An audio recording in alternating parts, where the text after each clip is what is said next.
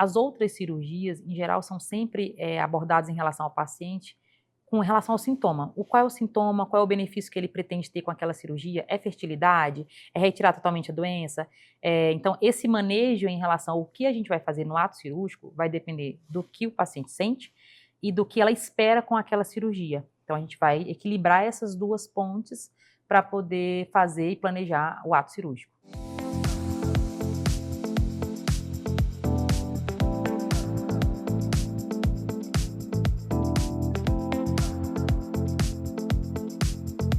E antes de começar o episódio de hoje, eu quero apresentar e agradecer com muito carinho os nossos patrocinadores, que acreditaram nesse projeto desde o início e tornaram o consultório aberto ainda mais especial. A começar pela Cerrado Chic, uma loja que eu simplesmente amo. Com curadoria impecável em peças de decoração, móveis e itens exclusivos. Foi a Cerrado Chic que assinou toda a ambientação do nosso cenário. Com bom gosto, originalidade e aquele toque que faz toda a diferença.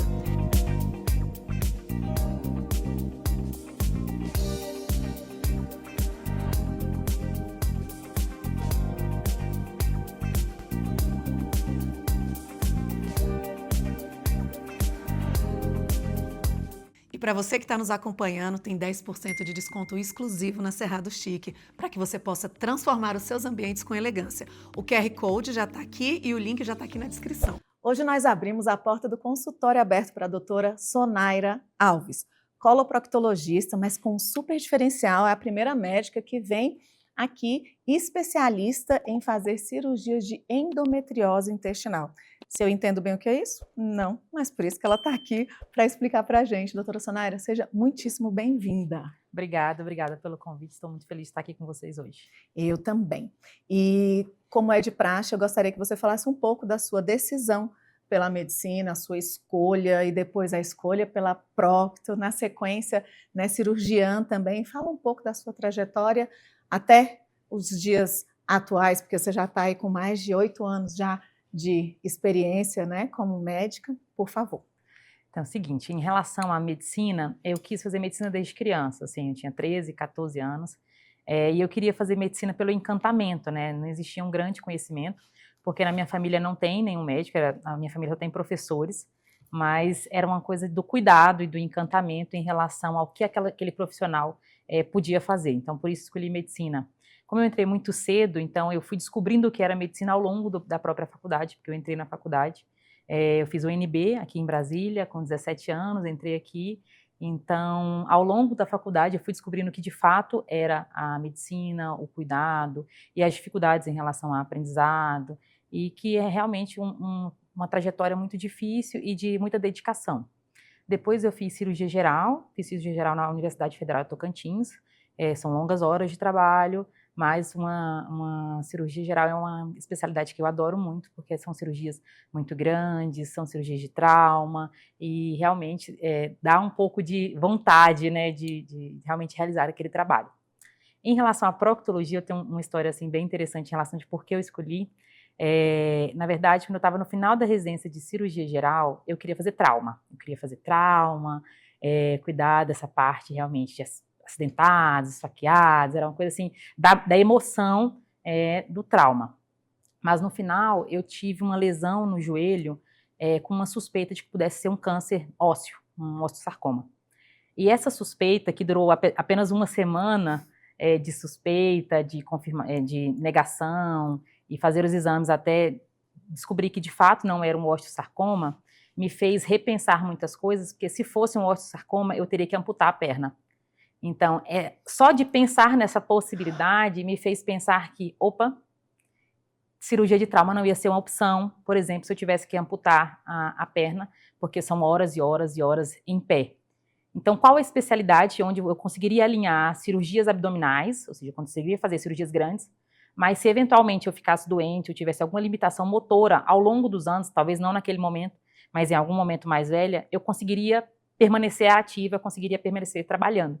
E aí a coloproctologia foi o que me deu esses dois mundos, porque eu consigo fazer cirurgias grandes, como você vai descrever daqui a pouco, e também consigo fazer cirurgias pequenas, consigo fazer exames, então eu consigo me manter ativa, mesmo se em algum momento da minha vida eu não conseguir mais ficar em pé.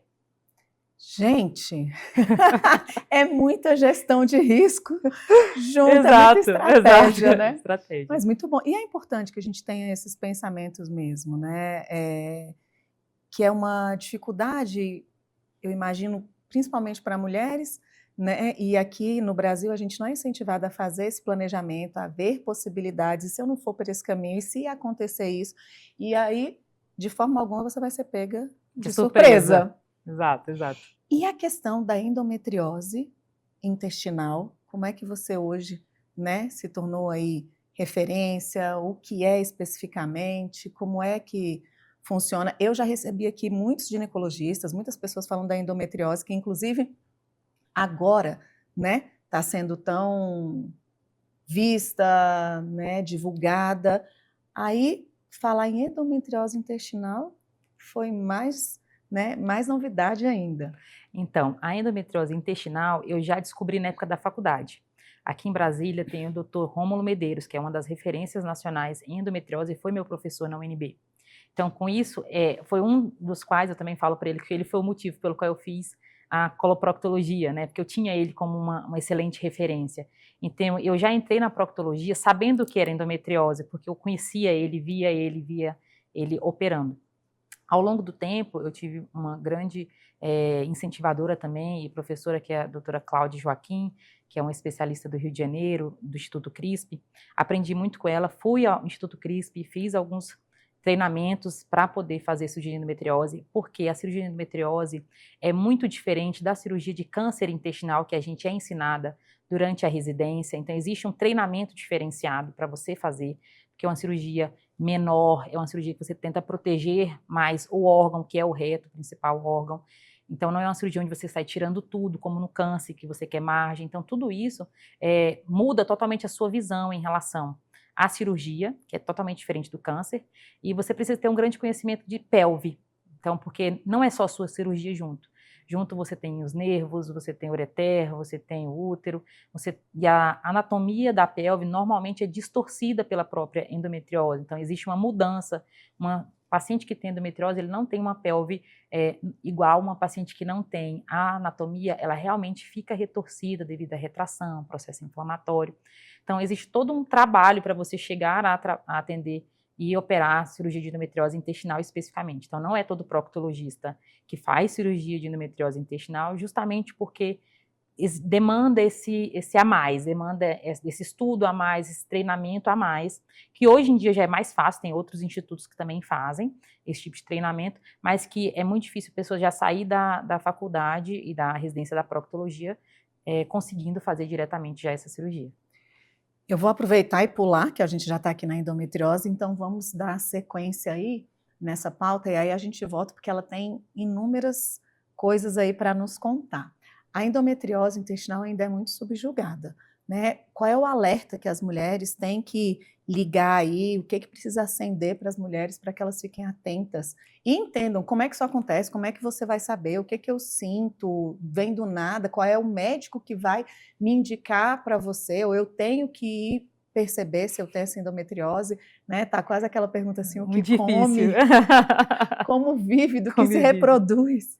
Então é o seguinte, endometriose, na verdade, a principal negligência é dor. Então, assim, a dor, você que tem dor no período menstrual, isso não é normal. Então, a gente não pode normalizar que você tenha dor intensa durante o período menstrual, paciente que não consegue trabalhar, paciente que toma remédio na veia, precisa tomar algum tipo de opioide. Então, principal é dor não é normal. Então, eu ainda tenho muitos pacientes que passam ainda 7, 8 anos, e é o que os trabalhos mostram, que você leva 8 anos entre você estar sentindo os primeiros sintomas e você ser diagnosticado.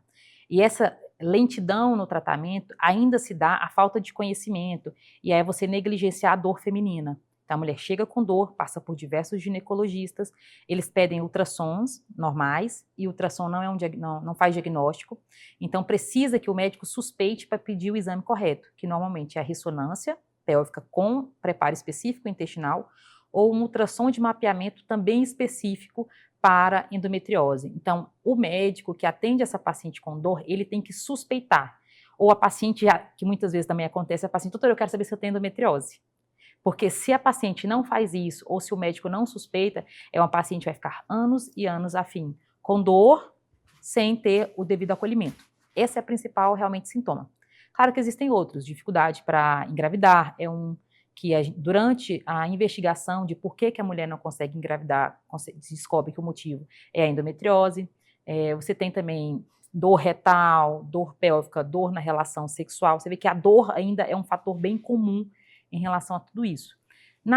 Especificamente no intestino, a gente tem a dor intestinal, a dor retal no período menstrual. Então, a paciente sente a dor retal ou dor e dificuldade para evacuar no período menstrual, aquela dor mesmo bem profunda.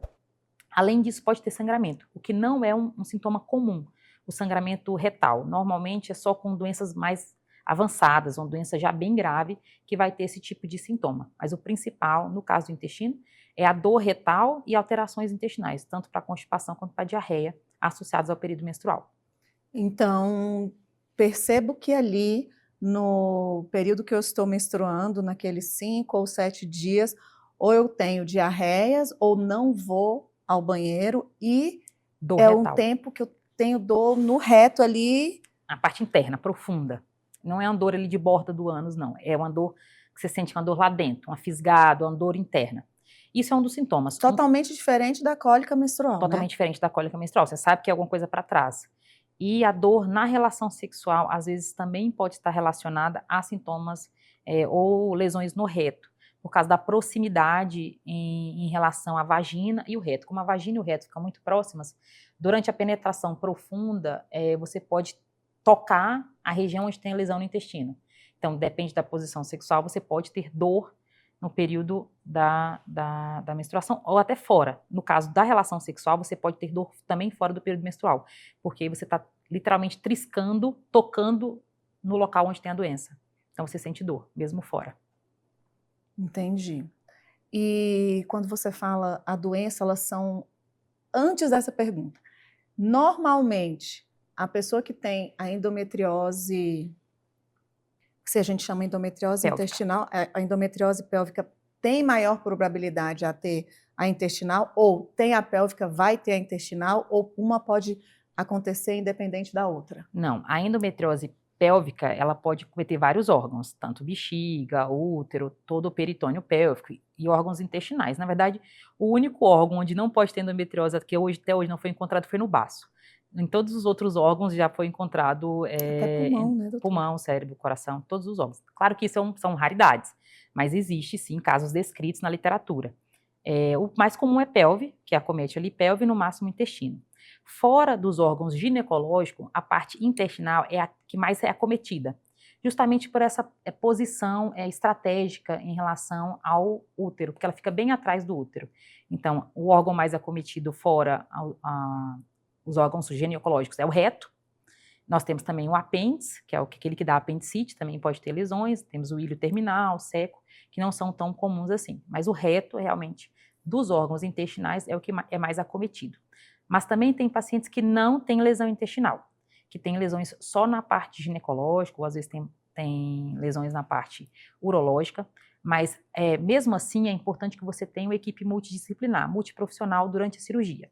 Primeiro, porque os exames não são tão precisos, mesmo você tendo excelentes exames, você ainda se surpreende com lesões que não foram descritas. Eu posso te falar da semana passada, que a gente teve exatamente um caso assim. Eu fui operar uma paciente, supostamente era uma lesão de 1 centímetro, 1,2.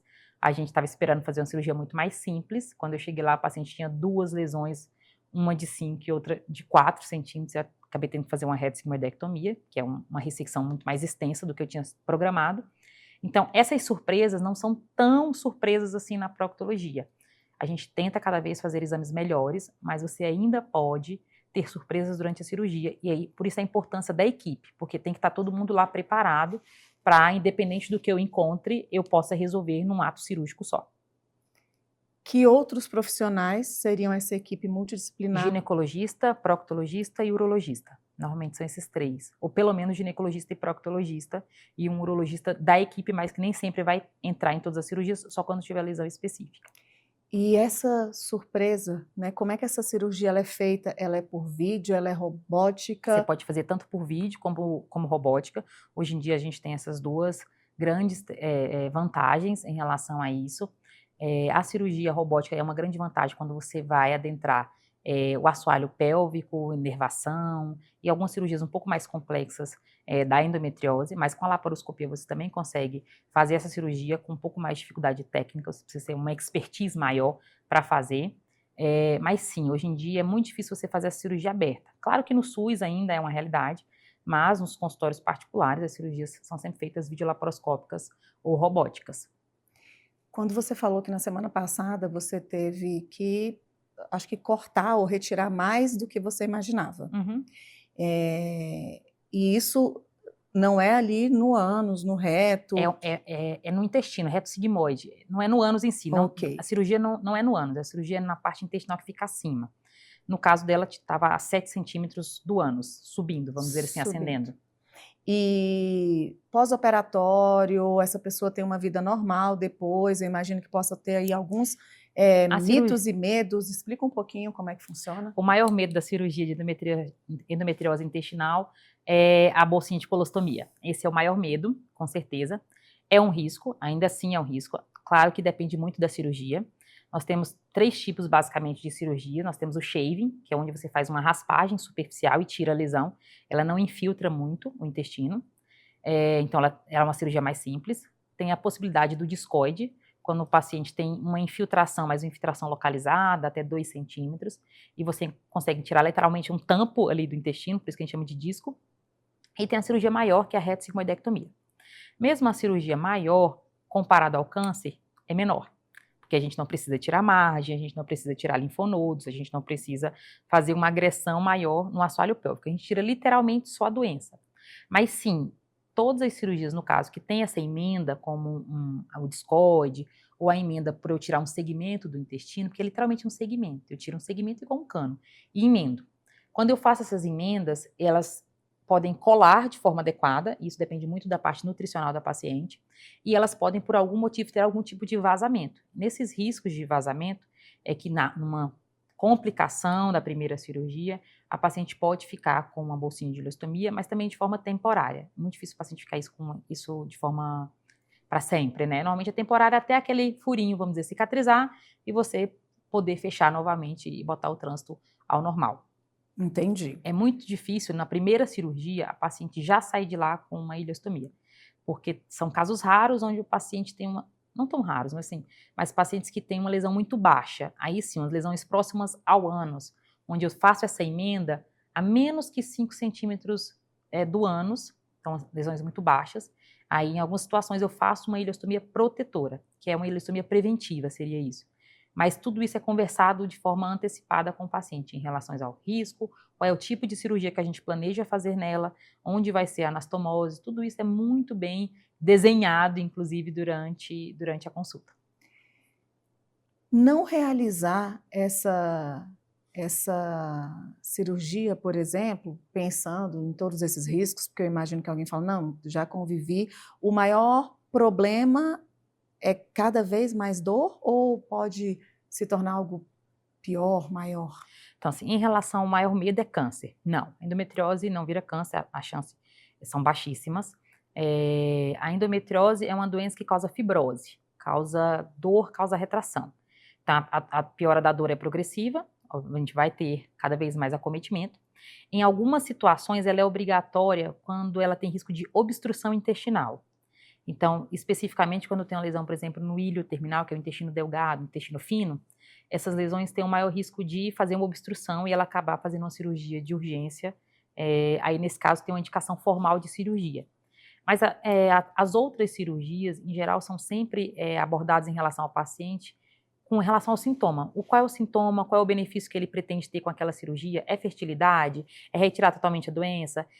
Então, esse manejo em relação ao que a gente vai fazer no ato cirúrgico vai depender do que o paciente sente e do que ela espera com aquela cirurgia. Então, a gente vai equilibrar essas duas pontes para poder fazer e planejar o ato cirúrgico. Como é trabalhar com um tipo de dor que não aparece em exames simples, mas impacta profundamente, né, a vida emocional e física dessas É pacientes? difícil, é bastante difícil porque são mulheres sofridas. Então, são mulheres que vêm com dor crônica, que chegam para o nosso consultório com muita esperança também. E claro que a gente tenta, de todas as formas, minimizar a dor, tanto antes quanto no pós-operatório. E o que nos satisfaz é, na verdade, quando a gente consegue ter os nossos benefícios tão esperados, né? É a paciente voltar no seu consultório depois de um ano e dizer: por que eu não fiz essa cirurgia antes? Eu tinha tanto medo e agora eu estou sem dor. Ou quando ela volta gestante no seu consultório, que a gente acha excelente, quando elas voltam gestantes, que a gente fica super feliz. Então, são essas pequenas alegrias que nos fazem e nos trazem esperança também para aquelas que estão chegando. Que assim, ok, é uma doença difícil, foi muito difícil, você passou por muito tempo, mas com o tratamento adequado, muitas têm um sucesso e vão melhorar e vão ter melhora daquele, uma qualidade de vida principalmente, que são mulheres que perdem a qualidade de vida ao longo dos anos devido à dor. E uma dor que só ela que sente e todo mundo ao redor acha que ela está inventando. Exatamente. E, doutora, tem tratamento que não precise da cirurgia ou vai ser necessário? Tem tratamento clínico, tem tratamento que é o bloqueio hormonal. Então, pacientes assintomáticas ou pacientes que têm início de pouca dor, a gente vai iniciar o tratamento com bloqueio hormonal, parar a menstruação, né, principalmente, bloqueio hormonal, bloqueio do ciclo, existem vários tipos de bloqueio, é a ginecologista normalmente que faz, e o objetivo é que a paciente fique assintomática. Até o próximo passo. Qual é o próximo passo? O que ela vai querer? Se é engravidar?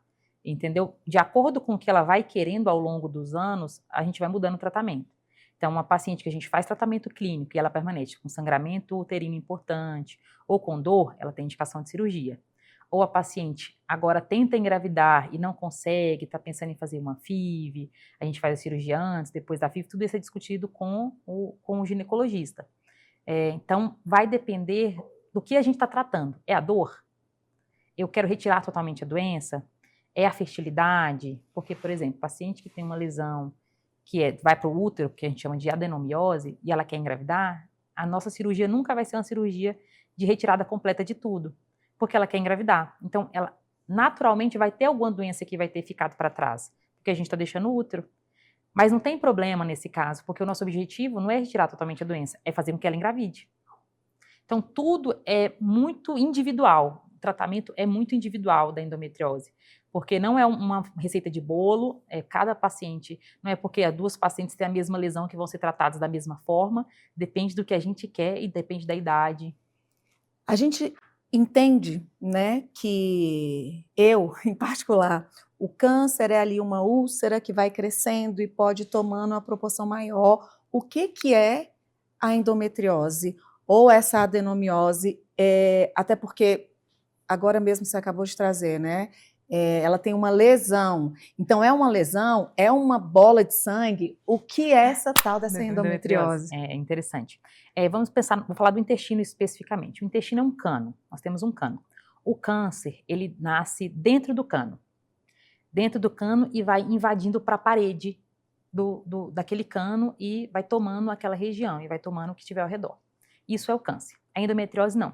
Você tem o cano e ele vem por fora do cano, na parede. Ele cresce de fora para dentro. Então, é um exame, por exemplo, que na maioria das colonoscopias ou da retinosscopia não vai ver. Porque a lesão está por fora daquele cano, entendeu? Essa é a endometriose. A endometriose tem tecido endometrial, que é o mesmo que sai na menstruação, mas como aquilo causa um processo inflamatório, ele fica parecendo uma fibrose, uma cicatriz muito rígida, dura. Normalmente são nódulos endurecidos, devido ao processo inflamatório que se dá ao redor daquelas células. São células endometriais, parecidas, iguais às que a gente tem no útero, que a gente menstrua.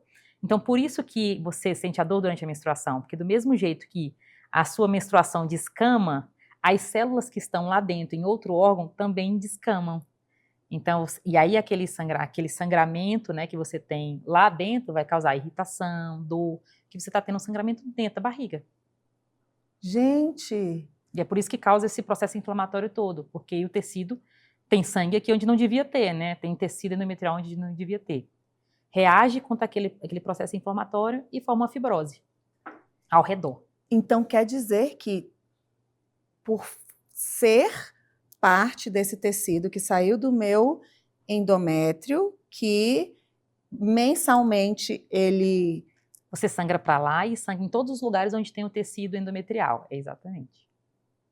Que é o mesmo tecido, é a mesma célula. Paciente que tem, por exemplo, no tórax, quando ela menstrua, ela pode ter pneumotórax, que é sangue, como se fosse uma microperfuração do pulmão. Precisa drenar. Então, assim, é exatamente isso. O tecido endometrial, aonde ele tiver, ele vai uma vez por mês? Ele vai uma vez por mês, por isso que a gente bloqueia a menstruação. Aonde ele tiver, ele vai sangrar. Então, por isso que a gente não quer que ela menstrua. Mas não é por causa da menstruação em si, é por causa dos outros locais onde tem o tecido.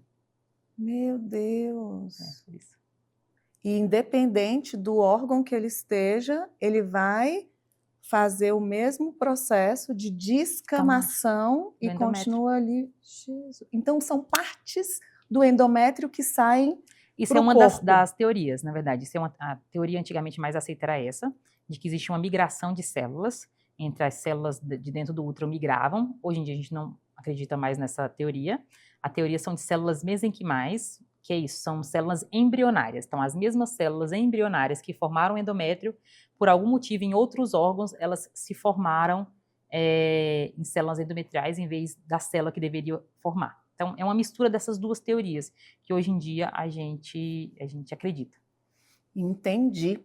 E, sabendo disso, tem como prevenir? Não tem como? Se você tiver, vai ter? É hereditário? A família teve? Não tem como prevenir, isso é um fato. Hoje em dia a gente fala em 20%, tem trabalhos hoje em dia falando em 30% das mulheres têm endometriose. Então, assim, cada vez a gente vai aumentando. Quando eu comecei a estudar endometriose, a gente falava em 10%. Hoje a gente fala em 20%, alguns trabalhos 30%. E sim, existe uma tendência familiar. Então, se sua mãe tem endometriose, é mais chance de você ter. Se sua irmã tem endometriose, é mais chance de você também ter endometriose. Então, tem uma carga genética associada, sim. E o que mais importante em relação a isso, a endometriose em si, é você suspeitar. Tanto para a paciente que está escutando, achar que aquilo é normal, mas também para os colegas médicos. Uma paciente que chega com dor pélvica no período menstrual, não diga para ela que isso é normal, que ela tem que conviver com aquela dor durante todas as suas menstruações. Eu acho que esse é o grande alerta. Então, quanto mais cedo eu descobrir, melhor é. Então, atenção aí. Né? Tá sentindo cólica, sentiu cólica. O primeiro médico, doutora, é ir para o ginecologista. Não vai direto procurar um prócto, não é isso? É bem difícil isso acontecer, mas às vezes acontece. Mas justamente quando os pacientes têm esses sintomas retais. Que aí, ou então quando é atendido por um ginecologista que não é especialista e vê que tem a lesão do reto, aí eles já me encaminham, porque sabem que eu trabalho com isso. Então, às vezes, a ordem inverte, mas normalmente a ginecologista atende primeiro, vê que estão lesões intestinais e encaminha para mim. Maravilha. Viu a importância da gente ter, né, um programa que possa instruir, né, de maneira tão clara, porque a gente foi, né, a vida inteira normalizada, adestrada a entender mulher tem que sentir dor. Exato. E dor não é normal em momento algum, né, doutora? Não é normal no período menstrual, não é normal na relação sexual, não é normal sentir dor na hora que você vai evacuar, não é normal sentir dor. Então, acho que é a melhor mensagem. Perfeito. Agora vamos voltar lá atrás, né? Existe um estigma social enorme em torno das queixas anais, que a gente falou, né, pelo fato dela ser especialista na cirurgia de endometriose intestinal, mas agora a gente vai para os assuntos referentes ali ao... A proctologia, ao ânus, ao reto, né? E eu queria saber o que você percebe que esses pacientes mais carregam, né, quando sentam ali no seu consultório, o que os impede de chegar, ou quando vai, já está em que estágio? Então, hoje a gente tem dois perfis bem distintos de pacientes. No Brasil, a gente tem um costume da prevenção, então a gente foi treinado para isso, eu acho que isso é uma coisa popular nossa, diferente de alguns outros países. A gente tem o hábito de ir procurar prevenção. Então, as mulheres vão mais procurar prevenção, mas ainda a maior dificuldade da chegada ao consultório é o medo. É o medo do julgamento, é o medo de ser examinado, é o medo do que a médica vai pensar, o medo de, ai, doutora, eu não me depilei hoje, coisas assim, que não tem a menor importância no consultório, né? Quando as mulheres chegam com essa queixa, eu falo assim, mas os homens vêm aqui e ninguém depila para vir no meu consultório também, os homens. Então, o medo do exame físico, o medo do julgamento em relação, ai, doutora, mas eu não fiz sexo anal e isso apareceu. Como se todos os problemas de saúde anal, a única causa fosse a relação sexual. Então, existe ainda muito estigma e medo do julgamento, e medo da associação. Se eu for no proctologista, significa que eu faço sexo anal. O que absolutamente não tem nada a ver. Entendi. E falando no sexo anal, ele é um problema, segundo a visão da medicina, de oncólogo, é um problema, realmente tem inúmeros tabus, né, em torno disso. É tão desafiador de falar que até para a gente perguntar, você fica pensando no que vai fazer, né? Não, então, em relação ao sexo anal, a gente não fala que isso é prejudicial. Na verdade, a gente fala muito em como deve ser feito, da melhor forma, sem machucar, sem lacerar, usando lubrificação. Então, o nosso objetivo não é julgar, não é informar assim, você deve fazer sexo anal, você não deve fazer sexo anal. O nosso objetivo como profissional de saúde é apenas orientar a melhor forma, diminuir os danos, usar a lubrificação adequada, usar camisinha de preferência. Então, essas informações em relação a como fazer e como minimizar os danos é a parte mais importante. E também desmistificar alguns mitos. Por exemplo, hemorroida é causada por sexo anal causa hemorroida. Não tem absolutamente nada a ver. Sexo anal não causa hemorroida. Então, assim, o sexo anal pode fazer laceração, machucar ali a região se for feito de forma violenta, se não for utilizada lubrificação adequada, se a pessoa não tiver vontade, você pode fazer alguma laceração, uma fissura, machucar, de fato, ali com o ato. Mas, de fato, isso é a única coisa que pode acontecer associado ali, além das IST, se você não usar algum tipo de proteção, como a camisinha. Mas hemorroidas não tem absolutamente nenhuma relação com o sexo anal. Hemorroida é causado por constipação crônica, evacuações inadequadas, esforço na evacuação, gestação. Existem vários outros fatores que levam à doença hemorroidária e que não tem nenhuma relação. Nem o plicoma? Nem em relação ao plicoma. O plicoma, existem algumas causas para ele. Então, o plicoma é o quê? É um excesso de pele só, diferente da hemorroida. Como se fosse uma ruga, uma prega. O plicoma, as causas para ele são lesão crônica na borda do ânus. Então, fissura crônica, trombose hemorroidária crônica, você teve vários episódios de trombose e ficou com aquela pelinha sobrando. Paciente após gestação, porque inchou muito, teve aquelas crises de hemorroida durante a gestação, e depois, quando murcha, sobra uma pelezinha ali ao redor. Então, esses são os principais fatores. Pensando dessa forma, eu dizer que o atrito é uma coisa que pode causar, mas aí eu estou pensando numa pessoa que faz o sexo anal de forma errada, né? A pessoa que tem fissura crônica, por exemplo. Então, não foi o sexo que fez a relação, é a fissura que é a causa, vamos dizer assim. Então, a gente tem, dessa forma, assim, fissura, trombose hemorroidária e gestação como as principais causas para a formação de plicoma. Explica essa questão da trombose, já que você conseguiu deixar a gente entendendo tão bem a endometriose, porque é trombose na perna, é trombose para todo canto, agora tem trombose até no ânus. Tem. A trombose hemorroidária, é engraçado a gente falar trombose. Não, é a trombose que vai dentro da hemorroida ainda. Exato, a trombose hemorroidária. A trombose hemorroidária também é conhecida como crise de hemorroida externa. É quando aparece uma bolinha roxinha, endurecida, ali na borda do ânus. Às vezes ela pode romper e sangrar, às vezes não. Mas fica aquela bolinha dura ali na borda, por fora. A pessoa consegue tocar ali, meio dentro, meio fora. E de forma externa, cresce de um dia para a noite, assim. Ela cresce de forma aguda, então é uma doença aguda. Vai no médico, faz uma compressinha, passa uma pomadinha e depois aquilo ali murcha. E some. Nas primeiras vezes, normalmente desaparece completamente. Só que se a pessoa vai tendo isso de forma repetida, aquela pele que estica e volta, estica e volta, estica e volta, começa a não voltar mais e começa a ficar sobrando ali na borda do ânus. Então, por isso a formação dos plicomas. E a trombose, como ela é aguda, ela sempre tem um fator causal específico. Então, assim, eu consigo perguntar para o paciente o que é. Então, assim, ele teve uma diarreia para causar aquilo, ou ele teve uma evacuação muito endurecida e precisou fazer muita força, ele ficou muito tempo sentado no vaso, Foi durante um trabalho de parto? Então tem que sempre algo acontecer para isso surgir. Então ele não é crônico, diferente da doença hemorroidária interna. Essa especificamente, que é a trombose, ela aparece e desaparece, sempre associado a algum fator causal. Ok, sempre associado a alguma força muito grande.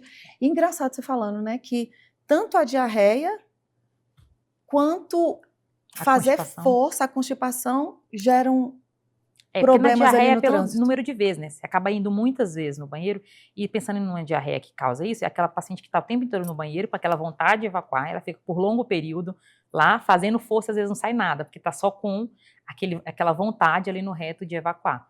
Então, as idas muitas vezes ao banheiro é que leva é sempre relacionado à pressão, né? É uma pressão grande ali na região anal, tanto pela gestação, ou pela diarreia, ou pelo esforço na evacuação. Você pressiona demais para baixo e os vasos se dilatam e causam a trombose. Maravilha! Sangramento e dor anal são queixas mais frequentes, né, no seu consultório. O que as pessoas acabam ignorando que jamais deveriam ignorar? Sangramento. Eu acho que sangramento é muito negligenciado ainda, porque todo mundo sempre associa o sangramento à hemorroida. Ah, não, eu tenho sangramento, eu tenho hemorroida. Eu tenho sangramento, eu tenho hemorroida. E nem tudo que sangra é hemorroida. Então, o câncer intestinal é ainda uma coisa que a gente consegue fazer o diagnóstico de forma tardia, porque os pacientes simplesmente ignoram os sintomas. A gente teve recentemente a cantora Preta Gil, que morreu, e ela tinha sintomas de constipação e sangramento há um longo tempo.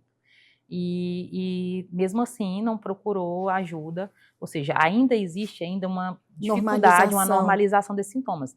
Então eu chego o paciente que tem 5 anos, 6 anos, que fica sangrando, ele passa uma pomadinha, sangrando e passa uma pomadinha, mas agora ele resolveu procurar ajuda.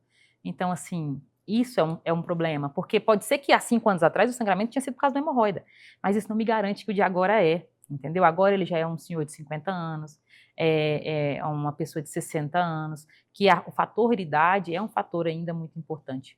Mas assim, a partir dos 45 anos todo mundo tem que fazer a colonoscopia, isso é importantíssimo. Todo mundo, a partir dos 45 anos, tem que fazer colonoscopia, mesmo se não tem nenhum sintomas. Mesmo sem sintomas você deve fazer.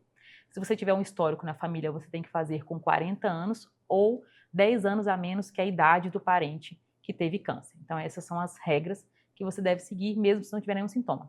Se você tem sintomas, a gente tem autorizado a pedir esses exames antes ainda disso. Então, você chegou no meu consultório, está com sangramento, não é porque você tem 35 anos, 40, que eu não vou pedir a colonoscopia. O exame para câncer de próstata é a colonoscopia? Não. Para câncer de próstata é o toque e o PSA, né? E é o urologista, outra especialidade, que confunde muito. Entendi. Então, o que você está sugerindo a partir dos 45 anos, que a colonoscopia é para homens e mulheres? Homens e mulheres, para a prevenção do câncer de intestino. O câncer coloretal, na verdade, do intestino grosso e do reto, ele é o segundo mais incidente em mulheres e que só pede para o câncer de mama. Hoje em dia o câncer de intestino já superou o câncer de colo do útero. E nos homens também é o segundo mais incidente, só pede para o câncer de próstata, já ultrapassou o câncer de pulmão. Então assim, nós estamos falando do segundo maior número de cânceres na população, tanto em homens como mulheres, ser o câncer intestinal e ser um câncer prevenível. Então, eu consigo prevenir essa doença fazendo a colonoscopia. Então, uma pessoa que faz a colonoscopia de forma correta, no tempo correto, eu vou evitar que ela tenha aquele câncer no futuro. Então, eu vou estar sempre chegando antes que a doença chegue. Então, se eu consigo fazer a prevenção, aquele paciente nunca vai ter câncer de intestino. E essa prevenção é só o exame ou você vai... há uma probabilidade que você consegue enxergar ali, porque você está falando que ele é preventivo, mas não prevenível. Não, o câncer de intestino é o único câncer prevenível. Todos os outros cânceres são diagnóstico precoce. Então, assim, câncer de mama, a gente faz mamografia para diagnóstico precoce. Câncer de colo do útero, você faz o Papa Nicolau para descobrir precocemente. Tirando a vacina, que aí é prevenção. Então, a colonoscopia, eu consigo evitar que a pessoa tenha câncer. Então, quem faz a colonoscopia, eu vou fazer o exame, vou tirar os pólipos, lesões, e com isso eu evito que ele tenha o câncer, porque são daquelas lesões que eu retirei que o câncer cresce. Então, o câncer de intestino é o único câncer prevenível. Legal. E aí, quando você está ali no exame, você já identifica algo ali, você já tira? Exatamente. durante o próprio exame. A gente já tira os pólipos, as lesões, que são lesões que aí a patologia vai classificar e a gente vai ver o risco que estava correndo de ter o câncer de intestino. Nossa, muito bom. Nem eu estava sabendo. Esse é importantíssimo, a gente precisa de campanhas. A gente tem o Março Azul Marinho, que é o mês da campanha, a nossa sociedade sempre faz a campanha nesse período. Ano passado a gente fez aqui no Goiás o mutirão, então todo ano a sociedade faz um mutirão de colonoscopias, e é um tema muito importante que ainda nós não temos políticas públicas relacionadas a isso, apesar de ser um câncer tão prevenível e prevalente, né? Prevalente na população. É o segundo em mulheres e o segundo em homens. Gente, surreal. A vida inteira foi só essa questão do câncer de mama mesmo, né? E é tão importante a gente ouvir isso, porque chega a ser chocante, né? E eu já tenho 46, já era para ter feito, eu nunca fiz. Tá atrasada um ano. Aí vem o tabu, né? Você estava falando da depilação, o homem não se depila e não tem problema nenhum. Tudo para a mulher é isso. Eu vou fazer uma cirurgia quarta-feira. Aí toda hora que eu vou tomar banho, eu tô me lavando e falo, gente, tenho que me depilar. Nem é lá embaixo, mas parece que se você não se depilar, você não... Por que a gente vive isso? É a sociedade, né? A gente vive ainda numa sociedade muito machista e a gente é cobrado para estar sempre perfeito, entendeu? Então, ainda é difícil. Mas não tem nenhuma relação. É igual o paciente também, às vezes, liga na secretária para falar assim, doutora, eu estou menstruada, eu tenho que remarcar minha consulta? Aí eu falo assim, meu buraco é o outro. Meu buraco é o outro, tá tranquilo, não tem problema nenhum. Paz. Venha em paz. Falando lá no seu buraco ainda, o plicoma, ele é só uma cirurgia estética ou quando não é estética e explica, é a pelinha, mas pode ser pequena, grande, a verruga, porque tem a verruga que não é plicoma, que é HPV, né, doutora? Então, assim, o plicoma, ele é sempre classificado como estético, porque ele não é doença. Ele é um excesso de pele que você tem na borda do ânus. Só que, com o decorrer do tempo, a gente vem trabalhando melhor ele e acolhendo mais os sintomas com o advento da tecnologia. Por quê? Era um plicoma, os pacientes sempre tiveram muitas queixas relacionadas a ele. Eu tenho dificuldade de higiene, incha, coça. Porque não é porque é estética que a pessoa não tem sintoma. A pessoa tem sintomas, entendeu? Só que na classificação de doenças, ela não se aplica. É basicamente isso. Mas o paciente tem sintomas. Sangra, às vezes, porque machucou ali na região, fez um cocô mais duro e machucou. Tem inchaço, às vezes ela tem dificuldade de higienizar, limpa, e continua sujando, aparece uma rajazinha na calcinha. Então, são vários sintomas relacionados a isso. Só que, como não tem uma doença hemorroidária associada, é só uma pele, antigamente era muito negligenciado, ou seja, a pessoa tinha sintoma, mas a gente não tinha o que fazer. Por que a gente não tinha o que fazer? Porque fazendo a cirurgia com bisturi elétrico convencional, sempre ficava um plicoma residual. Porque o próprio bisturi elétrico causava um processo inflamatório e ficava um plicoma. Então, assim, você tirava um plicoma grande para ficar um pequeno. Então, a gente não via um grande benefício em relação a isso. Com o advento do laser de CO2 nas cirurgias íntimas, e aí a gente vem muito da ginecologia, que passou a utilizar ele com muito mais frequência, chegando à proctologia, aí sim a gente tem uma vantagem real, porque agora eu consigo tirar a lesão e deixar sem cicatriz. Então, por que hoje em dia a gente fala tanto de plicoma? Surgiu plicoma hoje? Não. Pacientes sempre tiveram plicoma. Só que antes a gente não tinha ferramentas para dar uma qualidade ou dar um resultado que o paciente esperava. E hoje em dia a gente tem essas ferramentas. Maravilha.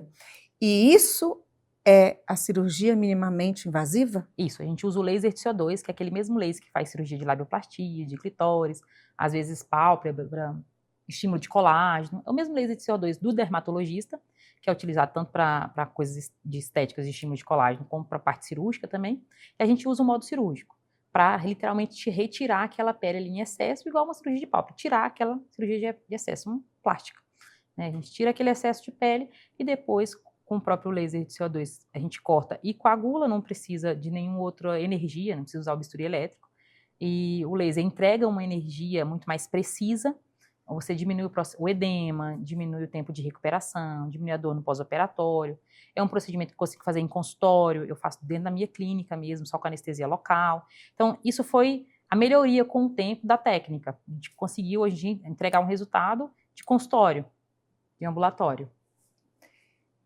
Dói? Quanto tempo de recuperação? Para que quem tenha o plicoma, né, e sofra com essas situações, nessas queixas que você trouxe, para que saiba ali como é que vai ser, sangra, tem cocô junto, vai dar ponto, vão me costurar. Então, os plicomas têm uma variedade enorme. Então, desde uma pessoa que tem um plicoma a um paciente que tem 5, entendeu? Tipo, tem plicomas ao redor da borda do ânus. Então, claro que quanto mais plicomas, mais o incômodo vai ser maior. Pacientes normalmente, a grande maioria, tem 1 ou 2 plicomas. Então, pós-operatório, 1 semana tomando analgésico e um remédio para evacuar mais macio ali na região, para não evacuar endurecido. E sim doer. Se o paciente tem evacuação endurecida nesse pós-operatório, ele vai sentir dor, mas se tiver evacuação macia, ele vai sentir uma leve ardência. Na primeira semana tem que tomar um anti-inflamatório, como eu falei, analgésico. Cuidados de higiene são permanentes, ali, não usar o papel higiênico, só lavar, passar uma pomadinha para ajudar na cicatrização, e é basicamente isso. Existem vários extremos. Eu tenho desde paciente que passa 1 semana em casa, acaba a perna para cima, que não faz nada. Eu já tenho paciente que é autônomo, que era professor de spinning e de aula no dia seguinte. Aí eu falei assim, mas você vai sentar na cadeira de spinning porque aquela cadeira é horrível. Não, minha aula é toda em pé. Pronto. Eu falei, tá tranquilo. Então não existe um fator limitador. Eu não proíbo o paciente de fazer nada. Mas tem alguns pacientes que são mais dolorosos, ficam em casa de repouso. Tem outros pacientes, normalmente os autônomos, como a gente, que a gente trabalha mesmo tanto de qualquer forma, que trabalham normal, é isso. Porque não, o fator limitante, na verdade, é só a higiene. Eu preciso que ele tenha um lugar para fazer a higiene 3 vezes ao dia, passar a pomadinha, esse cuidado do local que é mais importante. O restante, não. E não vai ficar sangrando ali, porque o próprio laser cauteriza. Ele queima e coagula. Normalmente fica saindo uma aguinha, igual cicatriz de ferida. Igual você tá com uma feridinha em algum lugar, fica saindo aquela aguinha, assim, chama de salmoura, né? Uma aguinhazinha vermelhinha, mas normalmente não sangra. Essa aguinha com sangue, né? Rosada. Rosada. Sim.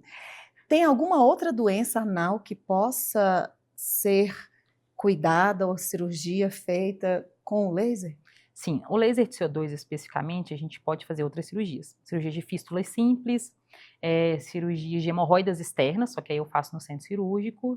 HPV, a vaporização de HPV é excelente. A diferença entre a vaporização com bisturi elétrico é absolutamente gritante nos pacientes. Quem já fez as 2 opções consegue relatar isso muito bem, porque com o laser eu consigo ser mais preciso e superficial.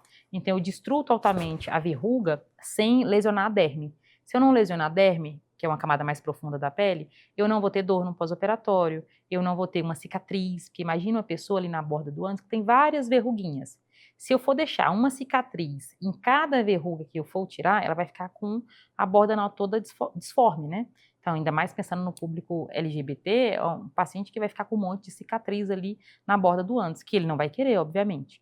Então, o laser, eu consigo ser preciso, a recuperação é mais rápida, cicatrização é mais rápida, o paciente consegue voltar para a relação sexual anal também mais rápido, logo após a cicatrização. A fístula, o que é essa fístula? Fístula é uma comunicação entre a pele e o canal anal. Existem vários tipos de fístula. É difícil, eu tinha que botar um anagramazinho, um desenho aqui, ó. Mostrando o que é a fístula. Um caminhozinho entre a pele e o canal anal. Existem as fístulas mais simples, que pegam pouca musculatura do esfíncter. Essa eu posso fazer uma cirurgia mais simples com laser de CO2. Existem um paciente que tem a fístula complexa, que é uma fístula que pega muita musculatura. Então eu não posso simplesmente cortar e tirar, porque senão eu corro o risco de deixar esse paciente incontinente. Então, nesses casos, eu tenho as outras opções de técnicas minimamente invasivas. E a que eu uso é o laser de diodo, onde eu já entro por dentro do próprio orifíciozinho do ânus não, da fístula. Da fístula com uma fibra super pequenininha, de 6 milímetros, entro por dentro. E a fibra, ela queima todo o trajeto, fazendo um colabamento das paredes. Então, eu não preciso tirar a musculatura. Então, é uma técnica onde eu preservo a musculatura, ou seja, é uma técnica que eu não tenho risco de ter incontinência. Esse esfíncter é aquela partezinha que fica entre a vagina e o ânus. Essa única partezinha que Não, isso é só uma parte da musculatura. A musculatura é circunferencial. No ânus, ela é circunferencial. Ela pega os 360 graus, subindo, na mulher de 2,5 a 3,5, num homem de 3 a 4 centímetros. Então, um homem é um pouquinho mais longo. Qual é o sintoma? O que eu sinto O que é o problema que acontece para saber que eu tenho uma fístula? A fístula, normalmente, é um processo inflamatório muito parecido com um furúnculo, que você tem inicialmente ali na borda do ânus. O paciente conta uma história de que teve um furúnculo ali na borda do ânus, que é um abscesso. Aquele abscesso drenou e o paciente passa a ter uma saída de secreção constante. Então, está sempre com o ânus úmido, está sempre com como se tivesse uma espinhazinha inflamada ali na borda do ânus. E eu falo que o paciente com fístula, ele tem duas situações. Ou ele está purgando, que é o quê? Saindo pus. Ou quando aquele orifício externo se fecha, ele começa a acumular, e aí ele passa a ter dor. Então, ou ele está sentindo dor na região do latejante, ou ele está saindo secreção. Ele fica alternando entre essas duas situações. E o único tratamento é cirúrgico. Entendi. Aí você vai por dentro retirar aquilo ali. Entendi. Por dentro, você não vai tirar? Depende do tipo de fístula que eu falei. Se for fístula simples, a gente tira. Se for uma fístula, a gente só colaba as suas paredes, porque a gente não pode lesionar a musculatura. Sim, entendido. Além da fístula, falamos do plicoma. Você trouxe outra situação que eu não vou... Hemorroidas externas. As hemorroidas. Tem mais uma coisinha. HPV. HPV, boa. E o HPV, doutora, ele sempre vai... Tem o HPV anal e o HPV peniano e o HPV da vulva é diferente? É um HPV só, HPV e HPV. HPV é um vírus que você pega com contato íntimo. Pode ser com relação sexual, mas pode ser também com o contato pele a pele ali da região. Não precisa necessariamente ter penetração para você pegar o HPV. Então, isso é uma parte importante. O HPV ele pode ser prevenido através da vacina que a gente tem, inclusive a gente tem a vacina no SUS até os 14 anos, na verdade até estendeu até os 19, devido à pandemia. Então, com a pandemia, atualmente o SUS está fazendo até os 19 anos para aquelas pessoas que perderam o tempo da sua vacina, mas no geral é até os 14 anos você consegue fazer. A gente tem a quadrivalente no SUS e na rede particular a gente tem a nonavalente, só muda a quantidade de cepas que você abrange. Em relação ao HPV especificamente, você pode pegar ele em qualquer momento da vida e você apresenta aquela lesão também em qualquer momento da vida. Então, o fato de você ter tido contato com a HPV não significa que você vai ter lesão, mas tendo lesão a gente tem que tratar porque você passa a transmitir, além daquela lesão poder progredir e virar um câncer de ânus, um câncer de pênis, um câncer de colo do útero, que é a principal causa. 90% das pacientes de câncer de colo do útero são causados por HPV. Então, assim, é uma taxa muito alta, quase 100%. E identificar se eu tenho HPV vai ser muito claro porque ele é... Não necessariamente. Não é externo. Não é externo. Alguns pacientes podem apresentar verrugas externas. Esses são fáceis de diagnosticar. Mas o maior problema na proctologia são as lesões dentro do canal anal. Então, pacientes com lesões dentro do canal anal não são descobertos. E aí que vem o preventivo anal. Então, o preventivo anal é uma coisa que ainda não é muito divulgado, mas que um profissional que trabalha com o público, principalmente o público LGBTQIAP+, deve saber, que é a prevenção que você colhe uma escovinha, igual o Papa Nicolau, o preventivo que a gente colhe nas mulheres, no colo do útero, a gente também colhe o mesmo kit, a gente colhe dentro do canal anal, inclusive, e aí manda para o laboratório para ver se a pessoa tem HPV, tem alguma alteração das células daquela região, porque ele pode passar desapercebido no exame lesões microscópicas, do mesmo jeito que pode passar desapercebido no colo do útero, e por isso que a gente colhe escovinha, a gente não só olha lá no colo do útero e se fica como satisfeito, certo? Quem são as pessoas que têm indicação de fazer esse exame? Essa é uma parte importante.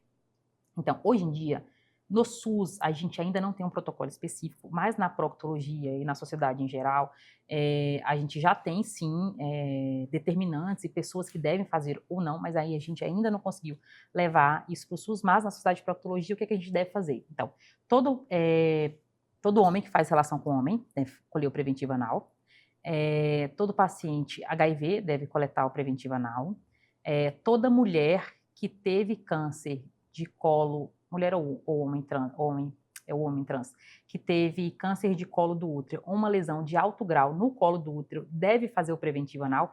Isso é uma novidade, assim, não é uma novidade, as pessoas não conhecem, às vezes nem ginecologista sabia disso. Então, assim, se a mulher teve uma lesão, precisou fazer uma conização no colo do útero, ou teve um câncer de colo do útero, ela tem que fazer a coleta da prevenção anal também. Ah, mas essa mulher nunca teve relação sexual. Mesmo assim, ela precisa, porque existe uma migração entendeu, das células. Às vezes até pela própria limpeza ali da região, você pode contaminar com o HPV. Então, assim, mesmo se você não tiver relação sexual, no caso das mulheres especificamente, anal, você pode ter HPV anal. Então, isso é uma coisa que é importante dizer. E pacientes imunossuprimidos, transplantados de medula, de outros órgãos, que são, de alguma forma, imunossuprimidos também devem coletar a prevenção. Então, são esses 4 pacientes, perfis de pacientes que devem ser coletados. E os imunossuprimidos, que são pessoas que passaram por transplantes, usam pode ser do rim, de tudo. Exato, porque eles normalmente usam medicações que diminuem a imunidade, né? Do mesmo jeito do paciente do HIV. Então, ele precisa coletar a prevenção também. Mesmo que ele não tenha sexo anal. Exato. Justamente a premissa é válida para o mesmo fator da mulher. Exato. Maravilha! Falando no público LGBTQIA+, não é isso? Inclusive, gente, isso é muito importante, eu quero ressaltar, de respeito que não se falhe a sigla, né, doutora? LGBTQIA+XYZ, não existe, né? Cada letra dessa tem um significado, então, por isso que eu fiz questão de anotar, porque realmente é uma sigla grande para a gente que não está falando, né, o tempo inteiro. Você acabou de mencionar que atende esse público, né? E é um público importante no consultório, principalmente agora com essa questão da prevenção anal, é isso? É isso, prevenção anal. Prevenção anal. O que ainda falta na medicina para que essas pessoas se sintam realmente seguras ao buscar o atendimento? Escuta. Falta uma escuta sincera. Eu acho que falta acolhimento e falta conhecimento. Esse público tem algumas doenças específicas, tem alguns comportamentos específicos. E você precisa ter esse conhecimento. Claro que, por exemplo, eu não aprendi na faculdade, e muitas faculdades não vão te ensinar, mas hoje em dia a gente tem livro, tem pesquisa, tem estudo, tem um livro específico da USP sobre saúde LGBT, para você estar mais atento e cuidado em relação às doenças que podem acometer esses pacientes, que não acometem, às vezes, na população em geral. Mas acho que nem isso não é a parte mais importante, realmente é a escuta. O paciente ter a capacidade de te contar tudo. Ele saber que pode contar tudo para você e que você vai saber do que ele está falando, que ele vai saber os termos que ele está usando. Então, isso é muito importante. Existe quase um dialeto à parte em relação a isso. E eu pergunto para os meus pacientes. Então, pacientes que vêm na minha consulta, eu vou perguntar se ele faz chuca, eu vou perguntar se ele faz DP, que é dupla penetração, eu vou perguntar se ele faz fisting. E eu vou fazer diversas perguntas que estão relacionadas à realidade, entendeu? Então, eu preciso saber, eu preciso ensinar, eu preciso orientar, eu preciso minimizar danos e acolher ele da melhor forma possível. Doutor, o que significa na prática, né, uma médica que acolhe, que atende sem julgamento? Eu digo isso porque aqui na empresa também, né, na nossa equipe tem um trans e sempre ele nos traz algo para aprender tanto a respeitar como a falar os termos, o que é importante, o quanto significa para a pessoa que tem um nome ser chamada com o artigo certo. Então, isso foi de muita educação para a gente aqui. Só que, em contrapartida, também chegam os fatos absurdos do tipo ir ao médico e o médico querer evangelizar, falar que aquilo, né, não é de Deus e ainda falar, não, quero saber o seu nome de verdade, não esse. Que, além de desrespeitoso, chega a ser antiético, né? É isso. Na verdade, é antiético. O CRM, CFM, a gente tem diretrizes específicas que condenam esse tipo de prática, né? Porque o nosso objetivo nós somos cientistas, né? Nós somos médicos, cientistas, nós temos que levar a ciência, apesar de todos os nossos problemas em relação contra, né? As pessoas contra a ciência de fato, mas nós temos que levar a verdade científica e não a sua verdade. No nosso consultório, nosso objetivo é tratar aquele paciente, acolher aquele paciente, respeitar, eu acho que a palavra certa seria respeito, acima de tudo. Eu não tenho nada a ver com a vida pessoal do meu paciente, mas eu tenho que tratar ele com a sua vida pessoal, isso é diferente, então, apesar de eu não ter nada a ver com a vida pessoal, eu preciso saber da vida pessoal, porque nós estamos falando da proctologia, e a proctologia aborda também a sexualidade, então não é uma outra especialidade como a cardiologia, como a nefrologia, onde eu não vou precisar saber desse tipo de informação, mas na procto, sim, você vai ter que ser diferenciado, você vai ter que aprender com o tempo, você vai ter, porque eu tô falando que você vai ter porque o mundo está ficando cada vez mais inclusivo e as pessoas estão buscando mais o respeito e não aceitando mais esse tipo de comportamento. Então, não aceitar esse tipo de comportamento é realmente o que deve ser feito. E para os colegas médicos que aprendam que o mundo realmente mudou e hoje esse tipo de atitude não é válida mais, não é aceita mais. Maravilha, estamos chegando na reta final aqui, na reta do reto, da reta final da nossa entrevista. E eu tenho uma pergunta e eu gostaria que você deixasse uma mensagem. A pergunta é sobre o futuro. Hoje eu queria que você falasse, você tem a sua própria clínica, né? Onde você tem algum objetivo de expansão, ou tem algum projeto, mentoria, livro, ou não sei, né? Nos conte. E depois eu gostaria que você deixasse uma mensagem que seja para esse jovem, para as mães. Eu acho que mais do que todos nós, você tem uma vivência muito próxima do quanto as pessoas que podem adoecer ainda por preconceito, né? E até mulheres, enfim, as pessoas em geral que por uma crença, né, por tudo que nos foi estabelecido, acabamos sofrendo porque não se pode falar, né, em nada não, uma mensagem que efetivamente possa chegar e tocar a quem está ouvindo de forma mais natural, né, para a gente entender essa nossa fisiologia de forma natural. Então, em relação ao futuro, né, eu tenho a clínica Grupo Elas Brasília, é uma clínica exclusivamente de profissionais mulheres. A gente tem ginecologistas, cardiologistas, nutricionista, físio, mas todas as profissionais são mulheres. A gente tem um direcionamento específico para o público feminino, a gente também atende o público masculino na clínica, mas ela foi preparada para acolher a mulher e para ela saber que aquilo é um ambiente seguro, que é um ambiente que ela pode falar e pode se abrir de todas as formas.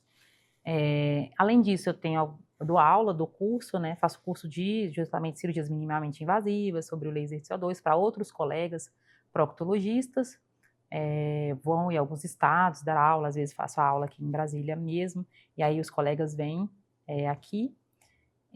De projeto para o futuro, quero viajar bastante, conciliar viagens e conciliar trabalho, mas cada vez expandindo mais em relação ao cuidado, realmente público de mulher e público LGBTQIAP+, realmente são os dois focos de maior interesse no meu consultório, são de maior público do meu consultório, realmente são esses dois, e que, na verdade, acho que o nosso maior ensinamento para hoje é não negligencie seus sintomas, não negligencie seus sintomas. Se você tem dor pélvica, se você tem dor anal, se você tem sangramento, se você tem mais de 45 anos, você precisa buscar a prevenção, não tenha medo do constrangimento, a sua saúde é muito mais importante, não tenha medo do tratamento que pode vir, a sua saúde, cuide-se mais, respeite o seu corpo, respeite os seus limites e saiba que aqui na proctologia você vai ter um tratamento acolhedor e levando sempre o que a gente tem de melhor em relação às tecnologias, tanto a utilização de laser como videolaparoscopias, a depender do seu diagnóstico. Maravilha! E nós temos um quadro final. Agora a resposta ela é rápida, em uma palavra ou até em uma frase, ok? Prontinha? Vamos lá, vamos lá, vamos lá. Pronto. Proctologia é? Cuidado. Dor anal nunca deve ser? Negligenciada. Um mito que você quer derrubar? Sexo anal não causa hemorroida. Laser para você significa? Cicatrização. Endometriose intestinal é? Dor retal.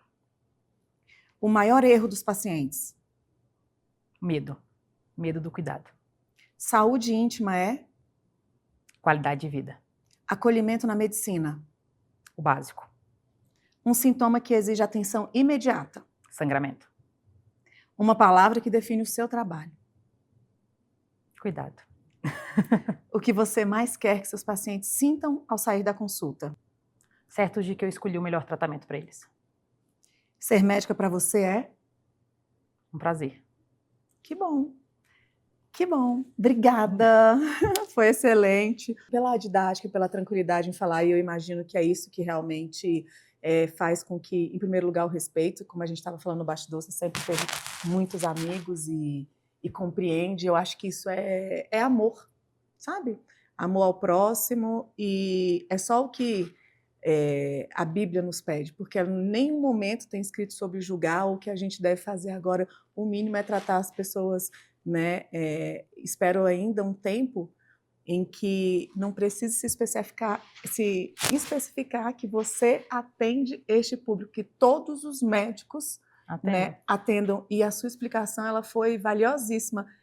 Nós somos cientistas, eu só tenho que atender o ser humano e não ir além de nada disso, né? Até porque a gente está falando de um público, mas quantos problemas sexuais que a mulher chega ali, está na ginecologia e é ok, está tudo bem, porque o esfíncter pode acontecer, né? Em qualquer orifício. Então, sempre esse julgamento, né? Esse preconceito. Então, que legal que você, né, se startou para isso, além de a super didática também de trazer essa questão da endometriose, que parece que agora é muito recente, mas como você falou, isso aí é de muito tempo. Agora que, graças a Deus, né, nós mulheres estamos autorizadas a não ser obrigadas a sentir dor o tempo todo. Autorizadas a falar. Não é? Então, obrigada, foi um prazer. Eu ainda vou finalizar, calma, antes de você me contar mais coisas. E eu espero que tenha sido tão, né, proveitoso para você quanto foi para mim, e espero que para vocês também. Divulguem, encaminhem, e qualquer dúvida que tiver, procurem a doutora. Como sempre, eu deixo aqui na descrição não só o currículo dela, mas onde encontrá-la, o Instagram, doutora Sonaira, @doutora_Sonaira_Alves, não é isso? Quer falar mais alguma coisa? Só agradecer, foi uma tarde muito agradável. Eu realmente gosto de conversar muito, então a gente ficaria aqui realmente a tarde inteira. Ela vai voltar. Muito obrigada, muito obrigada. Obrigada, doutora. E para vocês, até o próximo Consultório Aberto.